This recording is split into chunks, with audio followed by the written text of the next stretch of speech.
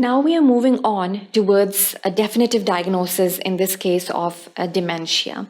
Now, as you even saw in our case study, that we must have a proper definitive diagnosis whenever you are basically labeling a patient that he or she is suffering from dementia. You must know what is the underlying cause that is basically leading towards that memory loss and all of those motor functional deficits in the individual. So there are a range of etiological factors out there, and there is a very interesting mnemonic that basically helps you remember the different causative factors as well. And it basically starts off with the letters of dementia itself. D basically stands for the drugs that can basically cause the loss of memory in the individual. Then E is basically referring to the emotional statuses of the individual that can even contribute towards the loss of memory and the development of dementia in the individual. Then we have the M, which stands for the metabolic disorders. We have the ears and the eyes, which are deteriorating along with the development and the progression of the disease. Moving on, we have a normal pressure hydrocephalus, which is basically also seen in an individual's developing dementia. The T stands for the tumorous conditions in this state, and I is for infections, and A is for the anemic conditions. So this mnemonic would basically help you remember the major causative factors or the causative conditions, underlying conditions which predispose the individual towards the development of this condition, which is known as dementia. The most common of all of these signs and symptoms is the underlying causes is the Alzheimer's disease. Now, Alzheimer's disease is basically a degenerative condition which is seen in the individuals, and that is one of the leading cause of dementia all over the world.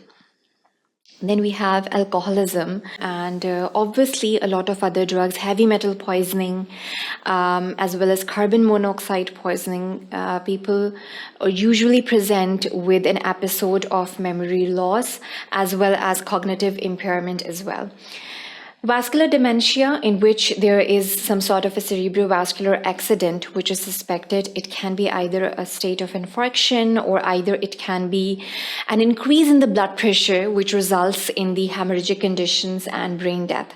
So it's again one of the leading causes. Then there is another Lewy body disease spectrum, in which the patient also presents to you with a cognitive impairment, memory loss.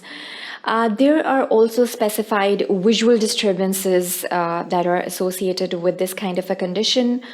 Spectrum of diseases, basically attention deficit disorder, is also associated with these kind of conditions.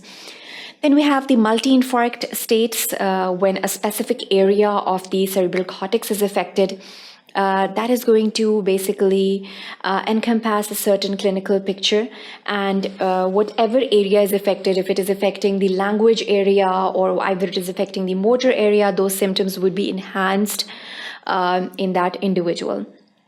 Drug, medication, or intoxication are another features, as I've already mentioned, intoxicated with alcohol, carbon monoxide poisoning, etc. We have the diffuse white matter disease, also known as the Binswanger's disease. The set of symptoms exhibited by these patients are the deterioration. We have deep irritability, attention deficit disorders, and the patient also suffers from behavioral issues as well over here. So it's going to depend upon the complete clinical picture and the clinical evaluation of cause. Lesser common causes encompass the vitamin deficiencies. The patient can suffer from endocrinal disorders as well. If it's a tumorous condition, the patient might exhibit some sort of endocrinal abnormalities and organ failure conditions. Patients can have chronic infections. They might be suffering from tuberculosis, syphilis, and CJD is one of the conditions, that is the Creutzfeldt-Jakob disease. Even HIV patients sometimes present with the memory loss. You have to take the history regarding head trauma and diffuse brain damage. Intracranial hypotension is one of the conditions presenting to you with memory loss. Neoplastic or tumorous conditions, either it may be benign or cancerous conditions, present to you with the same clinical picture. Toxic disorders, psychiatric conditions, either it can be a depressive episode or it can be some sort of a mental disorder, anxiety, people suffering from bipolar disorders. And then we have the degenerative disorders, for instance, the Alzheimer's disease, multiple sclerosis. And we have a range of miscellaneous conditions, metabolic conditions, such as Wilson's disease, hepatic and renal failure, might sometimes present to you with the memory loss and dementia as well. Now, looking at the range of the causative factors and the underlying conditions, it is very important to clinically evaluate the patient and then move out towards the definitive diagnosis, even if you have to carry out the lab investigations to definitively know what is the underlying condition, which is basically resulting in this dementia in the individual, because that is how you're going to treat the patient and manage the patient accordingly. There are a lot of risk factors which are going to increase the progression of dementia in the individuals, mainly the blood pressure, the blood sugar levels, belly size, inflammation or inflammatory conditions that are pre-existing in the individual, as well as cortisol levels, stressful conditions in the environment, and the genetics of the individual.